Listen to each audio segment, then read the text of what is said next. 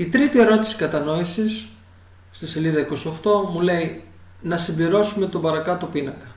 Έχει 4 μονώνυμα και θέλουμε να βρούμε το συντελεστή του, το κύριο μέρος, το βαθμό ως προς χ, ως προς ψ και ως προς χ και ψ. Ο συντελεστής είναι ο αριθμητικός παράγοντας που υπάρχει στο μονώνυμο. Είναι ο αριθμός δηλαδή, με λίγα λόγια. Άρα στο πρώτο μονώνυμο ο συντελεστής είναι το 5. Κύριο μέρος είναι όλες οι μεταβλητές μαζί. Χ επί ψ στην τετάρτη. Βαθμός ως προς χ είναι ο εκθέτης του χ. Το χ δεν έχει εκθέτη εδώ πέρα, οπότε εννοείται το 1. Βαθμός ως προς ψ είναι ο εκθέτης του ψ, άρα εδώ πέρα έχουμε το 4. Και βαθμός ως προς χ και ψ είναι το άθροισμα των δύο εκθετών, δηλαδή 1 και 4 μας κάνει 5. Στο δεύτερο μονώνυμο, μπροστά από τις μεταβλητές, από τα γράμματα, υπάρχει μόνο ένα πλην.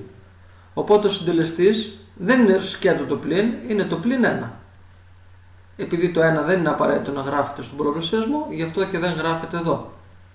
Το κύριο μέρος είναι χ επί ψ τετράγωνο. Βαθμός ως προς χ είναι ο εκθέτης του χ, δηλαδή 1, ως προς ψ ο εκθέτης του ψ, δηλαδή 2, και ως προς χ και ψ το άθροισμα των δύο εκθετών, 1 και 2, 3. Συντελεστής στο τρίτο μονώνυμο είναι ένα κλάσμα, και αυτό ένας αριθμός είναι. Ο αριθμός 1 έβδομο. Κύριο μέρος, χ τετράγωνο επί ψ πέμπτης. Βαθμός ως προς χ το 2, βαθμός ως προς ψ το 5, βαθμός ως προς χ και ψ, 2 και 5 μας κάνει 7.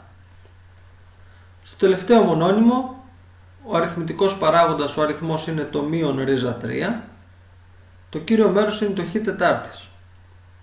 Βαθμός ως προς χ είναι ο εκθέτης του χ, το 4. Βαθμός ως προς ψ, αφού δεν υπάρχει ψ, θα βάλουμε ότι έχει βαθμό 0. Ως προς χ και ψ, 4 και 0, 4. Και τελείωσε η τρίτη ερώτηση κατανόησης.